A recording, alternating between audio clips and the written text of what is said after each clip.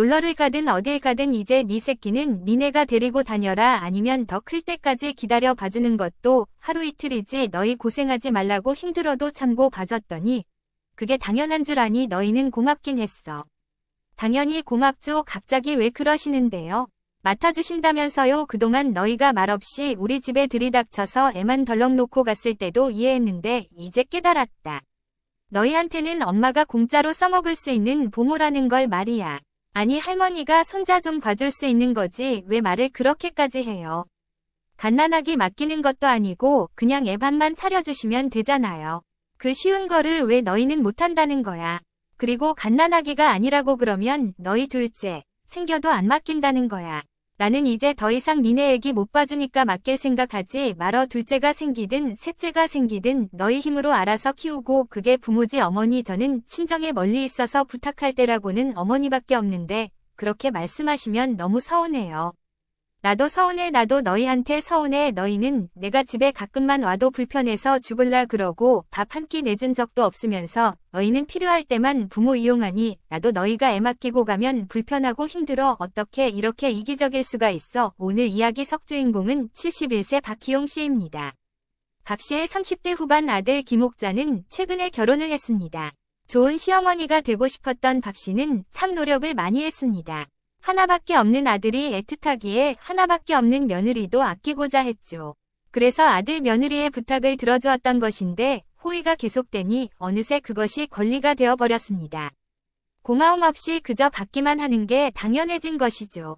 애초에 결혼해서 떠난 자식에게 헌신해서는 안 되었습니다. 그런다고 사이가 좋아지는 것도 아니었고 고맙다고 효도를 하는 것도 결코 아니었습니다. 박 씨는 그것을 갖은 고생을 하고 나서야 깨닫게 되었습니다. 그동안 참 우여곡절이 많았죠. 가장 큰 비극은 아들네에게 아이가 생기고 박 씨가 도와주면서 시작이 되었습니다. 하지만 아들을 결혼시키면서 처음부터 일이 이렇게 되리라고 예상할 수는 없었습니다. 그래서 처음에는 박 씨도 아들을 결혼시키며 자식들 싫어하는 짓은 하지 말고 쓸데없이 섭섭해하지도 말자 다짐 또 다짐했습니다. 그렇게 노력해서 새로 생긴 식구와도 서로 사랑하고 화목하게 지내고 싶었습니다. 우리 거의 다 왔어요. 그래 그 빌라 뒤쪽에 주차장에 대는 거 알지? 주차하고 올라갈게요. 그래 하지만 박 씨는 아들이 올라올 때까지 기다리지 못하고 신발을 신고 계단을 내려갔습니다. 오늘은 신혼여행을 갔던 아들 내외가 박 씨의 집에 방문하는 날이었습니다. 그래도 인사를 하겠다고 도착한 다음 날 바로 온 아들 부부가 예뻤습니다. 그래서 상다리가 부러지도록 점심상을 차려놓고 기다렸죠. 박 씨는 버선발로 아들 부부를 맞았습니다. 주차장으로 나가보니 아들의 차가 보였습니다. 주차선에 맞춰서 차를 대고 내리고 있었습니다. 어서 와. 힘들 텐데 좀 더 쉬지. 점심 먹고 부산도 가봐야 해요. 부산에 오늘 바로 그렇죠. 그래야 하룻밤 자고 내일 돌아오죠. 그리고 다음 날은 출근해야 하고요. 박 씨와 아들의 신혼집은 차 타고 30분 정도 걸리는 거리였지만 사돈네는 부산에서 살고 있었습니다. 박 씨네 집에 인사를 하러 왔으니 부산도 안 갈 수 없죠. 아이고 사돈이 엄청 기다리시겠네. 얼른 밥 먹고 가야지. 며느리가 짐을 꺼내려는지 트렁크 문을 열었습니다. 박 씨도 같이 들어주려고 보니 며느리가 트렁크에 있던 큰 쇼핑백을 안쪽 구석으로 쑥 밀어 넣었습니다. 잘 모르는 박 씨가 보아도 고급스러워 보였고 쇼핑백의 크기가 상당히 컸습니다. 짐 하나밖에 없어요. 안 도와주셔도 돼요. 며느리는 그 앞에 있던 작은 쇼핑백을 하나 집어들더니 트렁크를 닫았습니다. 그래 그러면 얼른 올라가자. 배고프지? 박 씨가 아들과 며느리를 이끌고 집으로 올라갔습니다. 미리 차려놓은 음식들을 보고 아들도 며느리도 놀랐습니다. 이걸 다 하신 거예요. 그래 우리 며느리 입맛에 맞을지는 모르겠네. 미리 아들에게 며느리가 어떤 음식을 좋아하는지 물어봐서 차린 상이었습니다. 그래도 가족이 된 후 처음으로 오는 며느리이기에 박 씨가 많이 신경을 썼죠. 이거 먼저 받으세요. 아들과 며느리는 의자에 앉기 전에 아까 꺼낸 쇼핑백을 박 씨에게 주었습니다.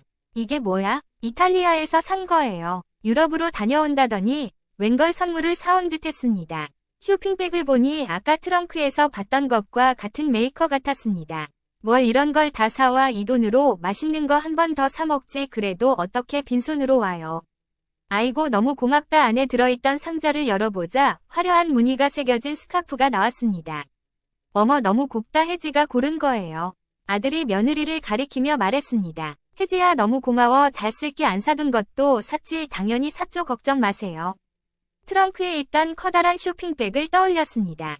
이를 보자니 스카프는 아닌 듯했고 며느리가 들고 들어온 핸드백이 들어가면 딱 맞을 것 같은 크기였습니다. 잠시 떠올린 박 씨는 이내 고개를 빠르게 휙휙 저었습니다. 잊지 않고 챙겨준 아들 며느리에게 그저 고마워했습니다. 스카프를 안방 침대에 곱게 올려놓고 나와서 다 같이 앉아 밥을 먹었습니다. 혜지야 어때? 맛있지? 어머니 요리 솜씨가 좋으시네요.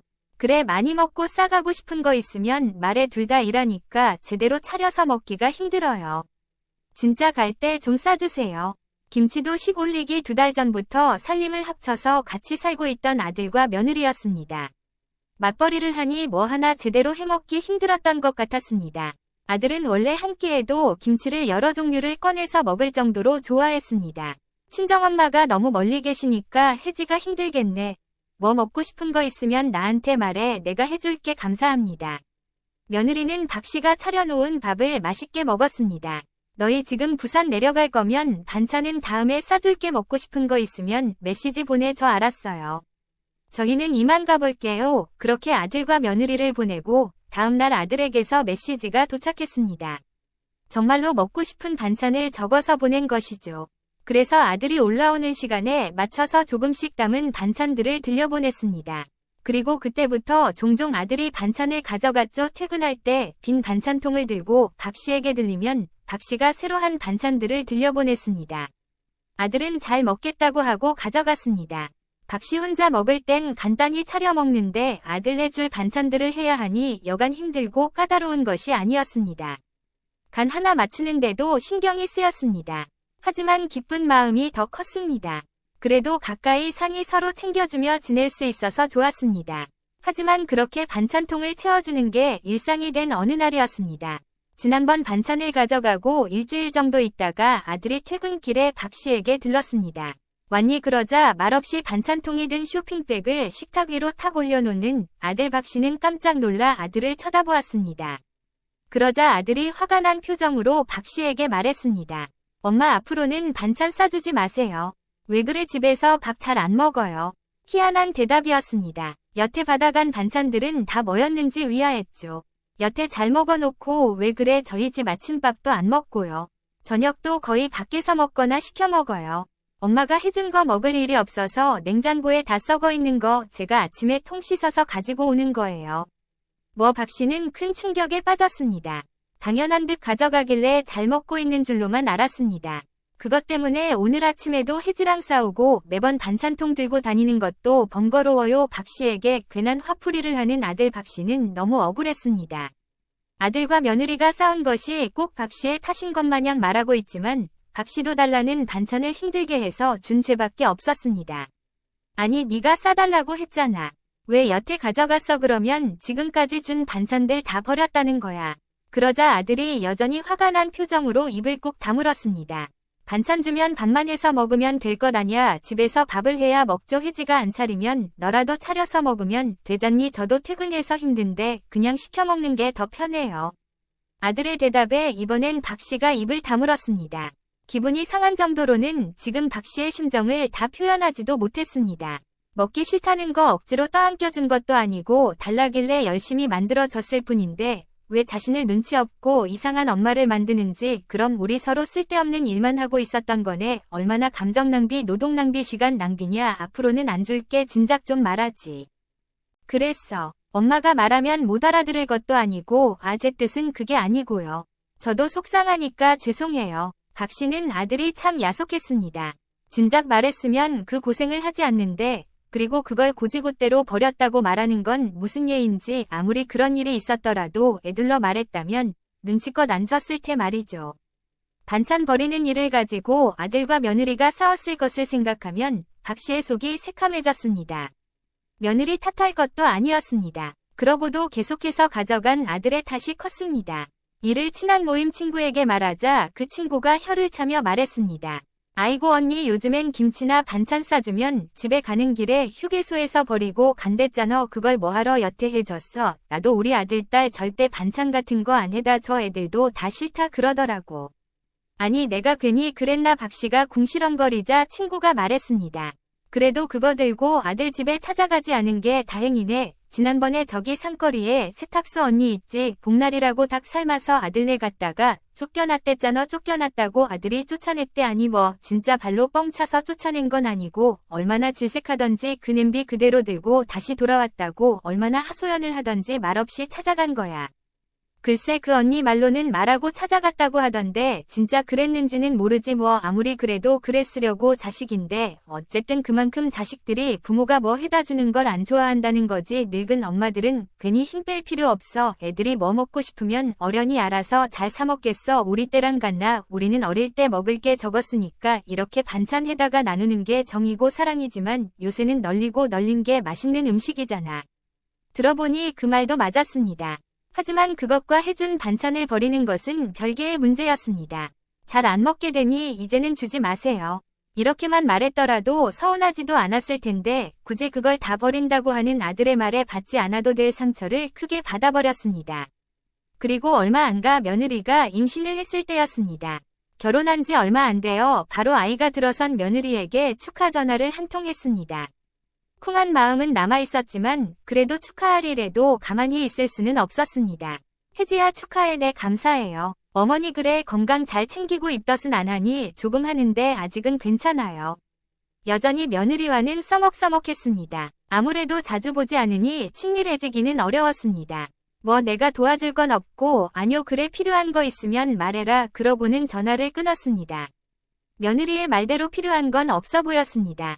나중에 출산 후에도 안사돈이 부산에서 올라와서 직접 도와준다고 했으니 더더욱 시어머니의 손길이 필요할 리가 없었죠. 아들네 가정에선 박씨가 서 있을 곳이 없어 보였습니다. 이쯤 되니 며느리도 내 며느리가 아니라 아들의 아내로 생각하는 게 속 편할 것 같았고 아들도 이제 내 아들이 아니라 며느리의 남편이라고 생각하는 게 나았습니다. 시간이 흘러 아이는 태어났고 그 뒤로도 달라질 것은 없었습니다. 아직 사돈 계시지? 다음 달에 내려가신대요. 그래 알았다. 처음에는 아이도 보고 싶다. 아들네도 가보고 싶기도 했지만 시간이 흐를수록 박씨도 점점 그런 마음들이 희미해져 습니다. 싫다는데 꾸역꾸역 얼굴 들이밀 생각도 없었습니다. 그렇게 마음을 정리하니 오히려 편해졌습니다. 사돈이 부산으로 돌아가고 나서야 어쩌다 아들이 초대하면 가끔 얼굴 한번 비추고 서둘러 돌아오고 있습니다. 가봤자 애기 안고 시어머니 맞이할 며느리만 좌불안석이었죠. 그렇다고 친정엄마처럼 박씨가 이것저것 해준다고 했다가는 더 불편하기만 할 것 같았습니다. 박씨도 그 옛날엔 그랬으니 말이죠. 그래서 이제는 아들과 안 보고 사는 것은 아니었지만 그렇다고 그렇게 친밀하게 지내지도 않았습니다. 가끔 소식 들으며 그렇게 먼 친척처럼 살았습니다. 차 타고 30분이면 서로에게 도착할 수 있는데 말이죠. 그런데 그러니까 오히려 사이는 조금 더 원만해졌습니다. 서로 마음 상할 일이 없으니 가끔 전화 통화할 때도 살갑게 이야기를 주고받게 되었죠. 그렇게 시간이 흘러서 휴직하고 혼자 아이를 돌보던 며느리도 다시 회사에 간다는 소식도 들었고 아이도 어린이집에 다니기 시작했다는 소식도 들었습니다. 며느리는 친정이 멀어도 어찌어찌 애기 키우며 일하며 잘 사는 듯해서 걱정은 덜었습니다. 아들도 딸도 제 가정 저희들이 알아서 잘 꾸려나가겠거니 생각하고 말았죠. 그런데 손자가 두 돌이 안 됐을 때였습니다. 아들에게서 오랜만에 전화가 왔습니다. 엄마 혹시 다음 주말에 건우 좀 봐줄 수 있어요? 손자를 봐줄 수 있느냐고 묻는 아들아이가 돌이 지날 때까지 박씨에게 이런 부탁은 처음이었습니다. 애 때문에 저희가 2년 넘게 휴가 때 여행도 제대로 못 가서요. 그리고 저희 결혼 기념일도 다가와서 아기는 못 데리고 가는데야 아무래도 아기가 있으면 제약이 많으니까요. 여기 날듯했습니다. 애가 있으면 무엇이든 아기 중심으로 해야 하니 말이죠. 그동안 며느리도 아기 키우느라 고생이 많았을 듯했습니다. 특히나 요즘은 일까지 하니 제대로 쉬지도 못했을 것 같았습니다. 그래서 박씨는 아들에게 알았다고 했습니다. 자주 있는 일도 아니고 박씨가 한번 봐주는 게 아들 며느리에게는 무척 큰 도움이 될 것이기 때문입니다. 그래 알았어. 하루 봐주면 돼. 2박 3일인데 그래 알았으니까 데리고 와. 그럼 다음 금요일 아침에 데리고 갈게요. 조심스럽게 말을 꺼냈던 아들은 아주 기뻐했습니다. 박씨도 전화를 끊으며 피식 웃었죠. 거리를 두고 지낸다고 부모 자식 사이가 아닌 것은 아니었습니다. 그리고 아이를 처음 박씨에게 맡기고 간 아들은 불안한지 자꾸 전화를 걸었습니다. 건우 잘 있어요. 그래 잘 있어 밥도 먹였고 이제 씻기고 재울 거야. 그러니까 걱정 말고 맘 편히 놀아. 박씨도 건우가 막상 집으로 왔을 때는 조금 헤맬 수밖에 없었습니다. 애를 돌봐본 지가 벌써 수십 년이었습니다. 하지만 박씨도 아들을 키워본 엄마였습니다. 금세 적응이 됐죠. 여러 번 전화하던 아들은 잘 지내는 건우를 확인하고는 안심했습니다. 그리고 약속한 날이 되었을 때 아들과 며느리가 손주를 데리러 왔죠. 안 힘드셨어요? 힘들긴 말도 못하게 힘들었습니다. 애가 걸어다니니 너무 활발하기도 하고 가구 모서리들이 뾰족해서 혹시 사고가 날까 무서워 뒷공무니를 졸졸 쫓아다녀야 했습니다. 그리고 애가 먹을 삼시세끼를 차려주는 것도 보통 일은 아니었죠. 그래도 2박 3일 동안 아들 며느리 맘 편히 쉬었을 것을 생각하면 뿌듯하기도 했습니다. 건우가 잘 지낸 것을 눈으로 확인하니 아들도 며느리도 만족스러운 표정을 지었습니다. 잘 놀다 왔어. 모처럼 오랜만에 해방된 것 같아요. 그래 가끔 이렇게 봐줄 테니까. 휴일에 놀러도 갔다 오고 해. 너무 좋아하는 아들 며느리를 보고 뱉어버린 그 말 이 말을 박씨는 얼마 못 가 땅을 치고 후회하게 되었습니다. 그때부터 시도 때도 없이 애를 맡아달라고 전화를 해댔습니다. 처음엔 오전에 맡겼다가 오후에 데리고 가더니 나중엔 다음날 데리고 간다고 하기도 했고 그 횟수가 박씨가 생각하기엔 너무 잦았습니다.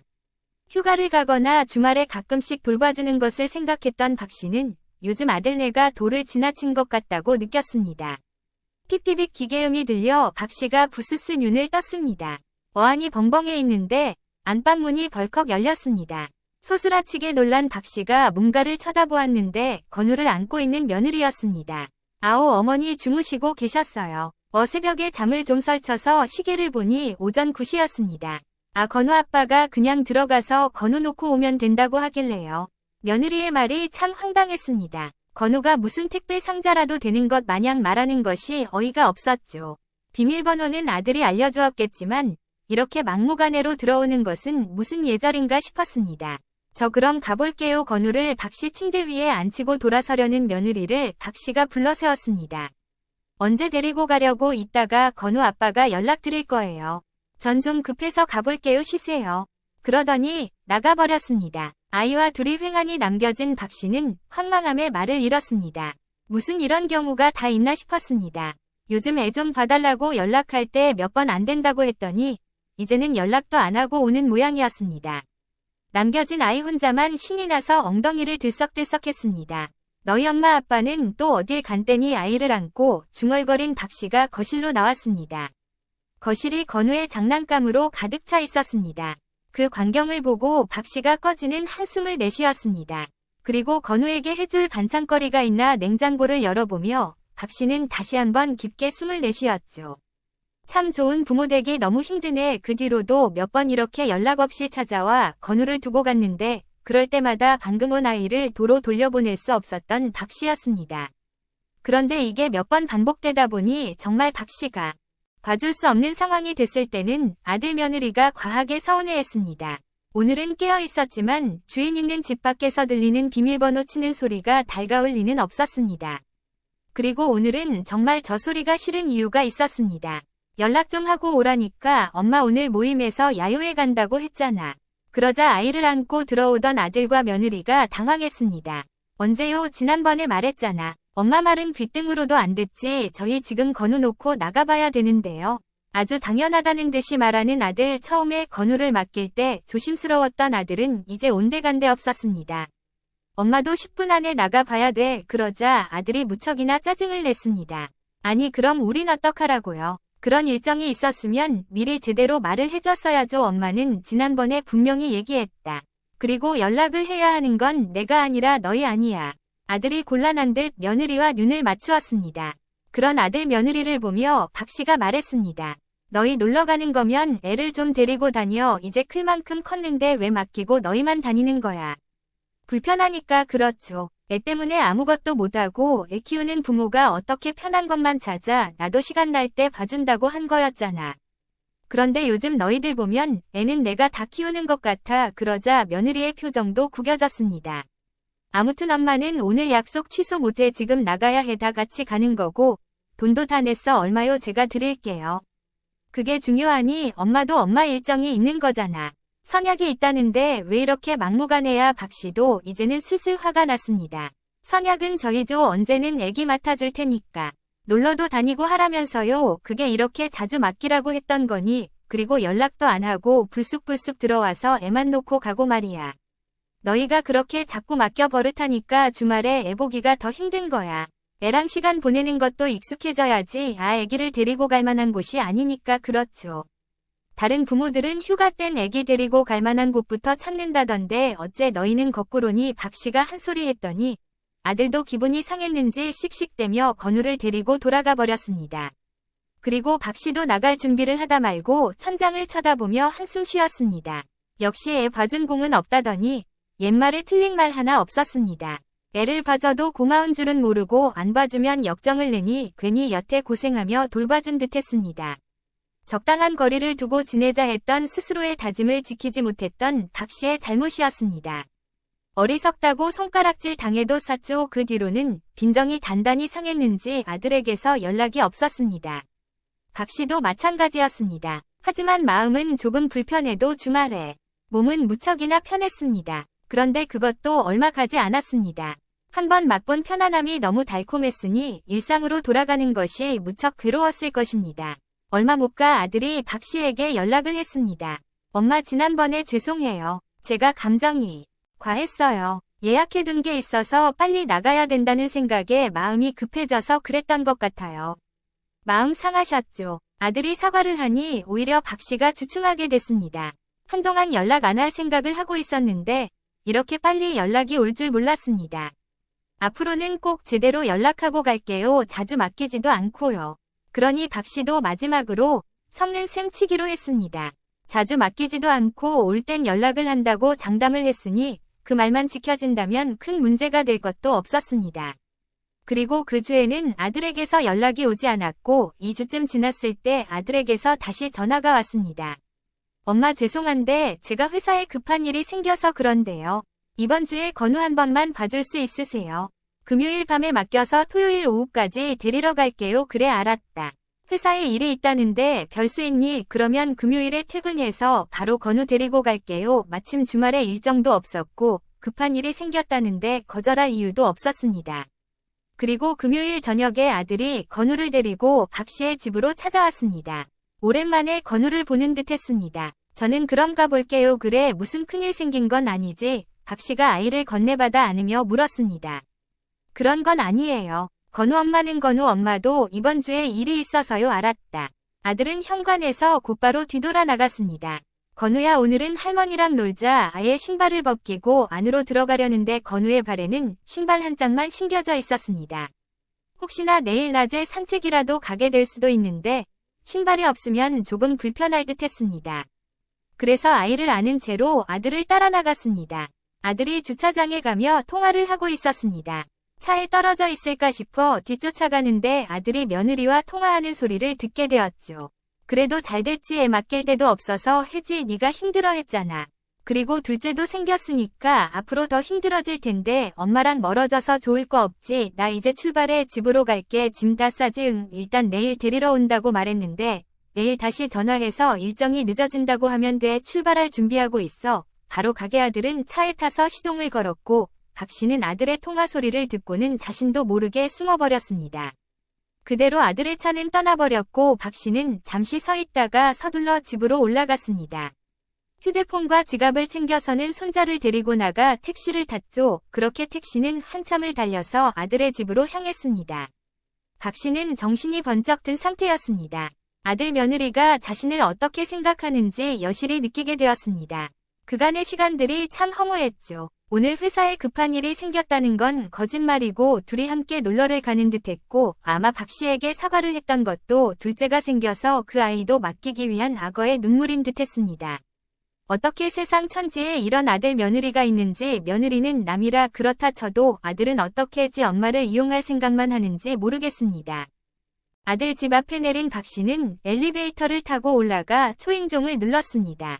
띵동띵동 누르자 곧바로 문이 열렸습니다. 어머니, 어쩐 일이세요? 여기 네 아들 데리고 가라. 박씨는 그렇게 말하며 안고 있는 손자를 며느리 품에 떠밀었습니다. 애기한테는 미안하지만 도저히 이건 아니었습니다. 그리고 아들 며느리가 미운데 손자라고 어여쁘기만 할 리도 없었습니다. 그때 며느리가 무어라 하기도 전에 띠링하고 엘리베이터가 도착했고 그 안에서 아들이 내렸습니다.